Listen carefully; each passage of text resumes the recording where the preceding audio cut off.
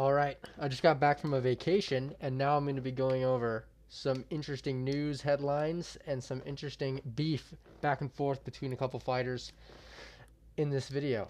So yeah, we're going to be going over this fight that got announced, Prohaska versus Hill. We're going to be going over this, the trash talk that's been going on between Prohaska and Hill, which has been pretty intense to say the least. Pereira had something to say about it. We're going to go over Holland versus Deridder, and then we're going to go over some delusion out of Michael Chandler that has gone a little bit overboard. Pretty fucking delusional indeed. So yeah, we'll get into it. So yeah, first, Prohaska versus Hill has been announced for January 10th or 18th, some shit like that, on the pay-per-view with Magomed Ankalaev and Arman Sarukian. This is a very good fight. I love this fight. I think it's sick. I think that Prohaska will be able to win. I think he will be able to break Hill. Hill is very dangerous, and I am worried. But I do think Prohaska will be able to retard his way in there and and break Hill. I think he will be able to do that like he's done to other fighters. He's pretty stupid, and Hill is very crisp. But I am teetering on the idea of Jamahal Hill having enough power to KO Prohaska. And I do think Prohaska will be able to break him at some point if the fight goes on. So, right now, this could change, but right now I'm going Prohaska. But there's been a lot said in the build up to this fight, which is awesome from both sides. I like a lot of trash talk. I'm big into that kind of thing. But Jamahal Hill started going at Prohaska. Prohaska retaliated. Jamahal Hill said his performance is shit and that he got completely dominated by Pereira while Jamahal Hill just got knocked out. And it was a fluke and it was all that. And Yuri Prohaska had something to say about all this trash talk. And he says that Jamahal Hill, don't speak about my performances in your last fight. You didn't show nothing. Same to Ankalaev. In your last three fights, you showed totally nothing. So yeah, Jamahal Hill shit on Yuri. But Yuri claps back with that, and it's true. Yuri showed at least some time in the fight where Jamahal Hill got fucking sparked out cold. So this is a lot of delusion and cope and just stupidity, to be honest, from Jamahal Hill, but I love it. I'm fine with it. I like this kind of thing.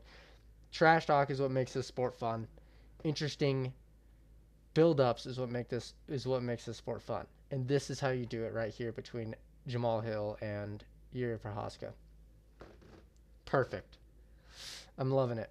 He also calls out Magomed Ankalaev, which is funny because Ankalaev just decides to go in on both of them. It's a big trio of trash talk, including Pereira. So quadruple trash talk square going on here. And yeah, he calls Ankalaev boring, which is very true. But Ankalaev has definitely earned the title shot, and he will be getting it. And yeah, we're going to go over this as well. Jamahal Hill talks shit about Pereira's whole deal and says that his thing was a fluke, which is so insane to me, this take that Jamahal Hill has, that his fight with Pereira was a fluke. He says, what does he say? What the fuck? Beat it funny? Okay. Beat it funny how you rushed the last round tree and dumbass Yuri like you were the man, but waited until the refs got in the way to swing at me. You will see me again at 100% soon. We both know the fear that was in your heart. So that's bullshit. He's blaming the ref. He's blaming Herb Dean, even though he threw first. He threw the first punch. He reset. Pereira might have closed the distance, but even so, you illegally hit him. It's your fault the refs got in the way. It's your fault the refs had anything to do with the fight at all. In any way, all Pereira did was be a badass. Herb Dean got out of the way quickly. You threw the first punch and then got sparked. It's not that serious. Just say you got distracted. It's not that bad.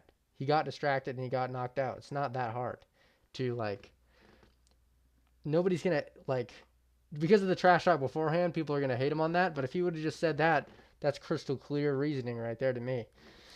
But then Pereira has a response. He says, calm down, my son, pass this test, and dad will give you a second chance. So even Poatan is going in trash talk-wise against Jamahal Hill pretty hard there. And that's pretty much every comment I've seen on every post involving this drama. He's saying that Pereira is Jamahal Hill's dad, which is true. And Jamahal Hill looks like a toddler when he fights. He has a toddler body. It's kind of weird. He has like a weird baby body. He looks weird. He's like half gut hangs out, even though he doesn't really have a gut. He has a toddler body, but Pereira goes in on him, calls him his son. I love it. I love Pereira getting heated.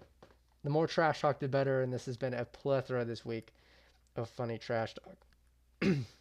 Ankalaev had a lot to say too in this whole beef, but I'm not going to go over it. So yeah, that's what Jamahal Hill versus the world has pretty much been happening. Jamahal Hill is losing the trash talk battle, but if he wins, if he does somehow beat Yuri and then beat Pereira, it's a pretty crazy redemption run. If he beats Yuri, if he knocks him out cold, it would be pretty interesting to see him as a heel going up against Pereira again, or maybe even fighting the loser in Ankalaev if Pereira moves up. Because then there's beef everywhere for Jamahal Hill, so it's only interesting matchups, which I enjoy a lot. So I'm very glad Jamahal Hill is in the UFC and doing this. So yeah, next we'll go over some matchups. We'll go over Kevin Holland versus Reiner Deridder. So this got announced for the same card. So it was January 18th. So yeah, this is interesting.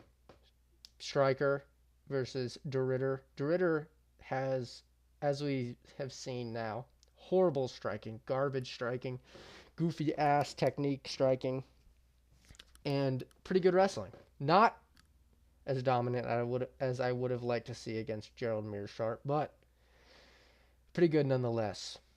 Holland is just crisp, very good striking.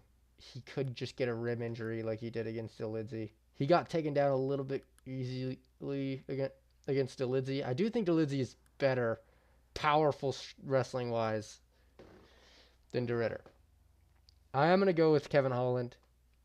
Deridder's striking was just too horribly bad for me to pick Deridder in this fight. I don't see Kevin Holland getting obliterated. Reiner Deridder's and Hamzat. Holland scrambled pretty good for the time being against Hamzat in their fight. He scrambled out of a couple positions pretty good, and Hamzat's a demon, so I don't blame him there. And Deridder isn't that guy. So I do think Holland will be able to piece him up and knock him out on the feet. If Gerald Meerschaert gave problems to to Deridder on the feet, then Holland is definitely going to give problems to him. So yeah, I think Kevin Holland's going to get this one done by knockout. But it's a cool matchup. Interesting. Kevin Holland's definitely the gatekeeper of gatekeepers in the middleweight and welterweight division. He's the fucking gatekeeper of two divisions. So yeah, very interesting. But I'll take Holland, and hopefully he wins. Sucks to see Holland losing, and his last fight was lame. So yeah, next we have this stupid bullshit. So Michael Chandler's on record now saying that he beats Charles 9 times out of 10. And he says that, and he's saying this knowing that he's lost twice. So him saying this is unbelievable. It's just unbelievably delusional. If he wanted to say I win 8 times out of 10, that would make at least like an iota of sense. But this makes no sense at all. You've already lost twice and got dominated in the second fight. First fight, did pretty good in the first, got knocked out.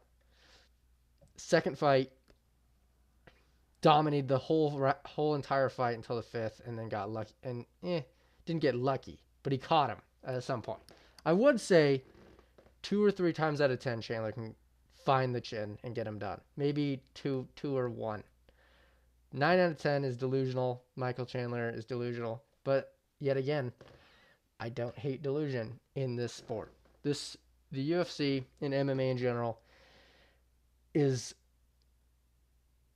just better when more fighters are delusional. And you perform better within delusion, in my opinion. From what I've seen, this isn't statistically sound in any way. But I think if you're a bit delusional in the way you think and how you believe in yourself, it will make you better at fighting. Prime case is Ilya Topuria. Completely arrogant. A bunch of trash talk. Does not give a fuck about that kind of thing. And is dominating. every fight he's in, he says and does exactly what he wants. I'm thinking people are feeding into his energy a little bit going forward, which his energy is my favorite in the UFC right now. So I love this. From every fighter deciding to be delusional now, all power to him. But this is pretty crazy to say, to be honest. Because you've already lost to him twice. Stop talking. But yeah, this is some interesting stuff going back. I just wanted to do a little teeny tiny goofy video on my return from the week off, and then I'll get into some predictions. So yeah, I'll see you soon.